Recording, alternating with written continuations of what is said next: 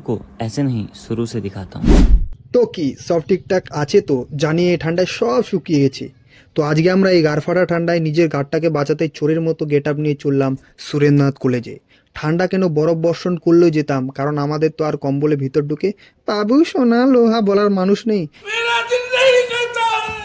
যাই হোক, তো বাইকটিকে ফেলে দিয়ে তাড়াহুড়ো করে গেলাম বাথরুমে, তারপর গরম জল বের করলাম। इतना सुकून।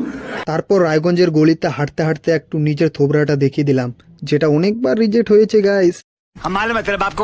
তারপর যেতে যেতে আমার বন্ধুর গাড়ি খুব ঠান্ডা লাগছিল, তাই সে এই গাড়ির দাম শুনে নিজের শরীরটাকে গরম করে নিল। आगे स्वाद। তারপর আমি ওদেরকে বললাম, দেখ একটু ক্যামেরার দিকে, কারণ এখন ওদের ভাগ্য ভালো, না হলে পরে আমি শাহরুখ খানের সাথে ব্লগ করবো গাইস।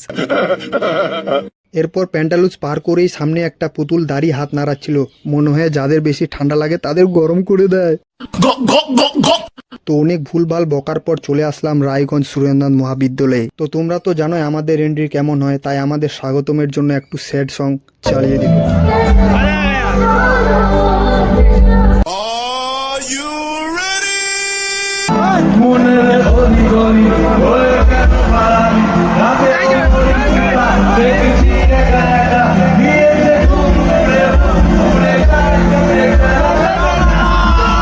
স্যার এন্ট্রির সময় যে গানটি বলেছিল, ওহো খুঁজেছি তোকে রাগবো রাতে, জ্বলেনি আলো স্বপ্নে, লুকিয়ে তোকে চিঠি লেখা রেখেছি আমি যত্নে। क्या बात है सर, क्या বাদ দাও, না হলে আবার আমার কেরিয়ার খেয়ে নিবে। আমার ভুল হয়েছে, ক্ষমা করে দেন। তারপর আমি ঠান্ডার হাত থেকে বাঁচতে মাইকেল জ্যাকসনের মতো নাচলাম।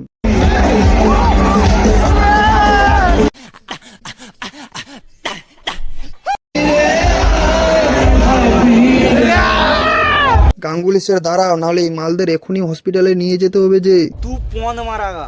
তারপর আমাদের কয়েকটি সুইট সং শোনালো।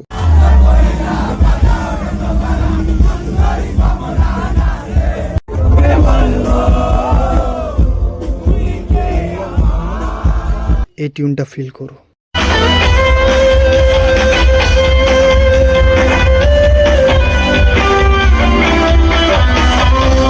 তারপর হঠাৎই আমার এক্সের মতো জিৎ স্যারও না বলে স্টেজ থেকে চলে গেল। তারপর আমি ভাবলাম যে যাওয়ার যাবেই, কিন্তু আমাদের তো বাড়ি যেতে হবে। কিন্তু কলেজের গলিতে এতটা ভিড় ছিল যতটা আমার এক্সের গলিতে। তারপর রাস্তায় এসে নিজের হ্যান্ডসাম মুখটিকে দেখে সবাইকে গুড নাইট বলে বাড়ি চলে আসলাম।